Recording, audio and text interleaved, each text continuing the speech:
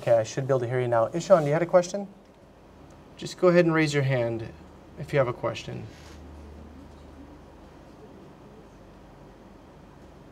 No? We're good? Okay, so because, let's see, what time is it? It is at 8:05. We're going to move on to the partner activity at 8:05.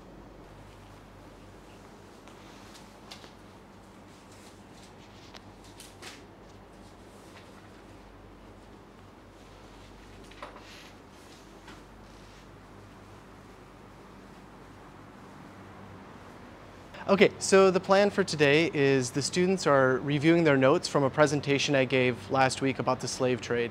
So what they're doing is they're doing it in 3 different steps. The first one is they're creating a mind map.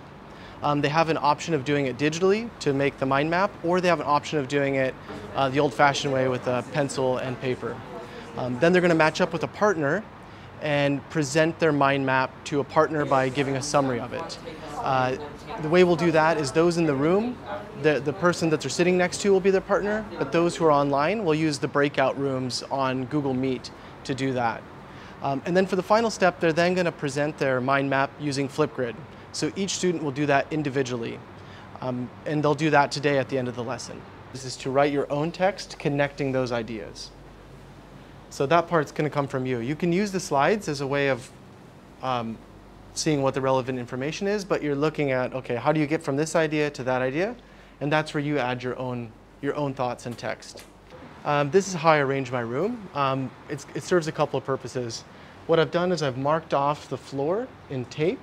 We do the partner Those are the places where I can walk and still be 2 meters from students at all times to maintain that social distancing. I've also decided to split the room in half. And the reason why I did that is, well, 2 reasons. One, so I can stay 2 meters from everybody. But the second reason is I can still kind of do group work in a way where this side of the room can work together and that side of the room can work together. Since we can't move close together, they have to talk quite loud. So to separating them in this way still allows for a possibility of group work. Now is the time. So if everybody here, if we could just get back on the Meet and just turn on your camera and we'll connect with our fellow classmates here. Okay, so we're going to match up with a partner now. If you're online, you're going to have a partner who is also online.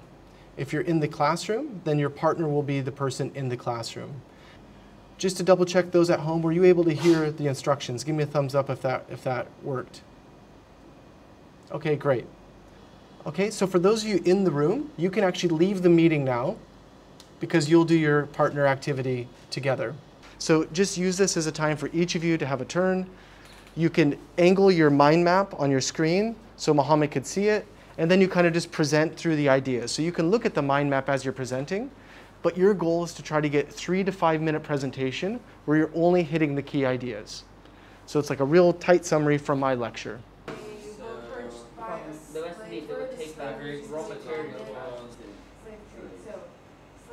So one of the focuses of today was to get students to work on collaboration, to work on those ATL skills like communication, and they've been managed to do that whether they're online or in the classroom. For those in the classroom, they've been able to match up with a partner and share their mind maps. Those online have been able to do breakout groups and also share their screen and go through their mind map as well with their partners online. And I've been able to monitor that by listening in to those online whereas being able to walk around the room and seeing how it's going in the classroom.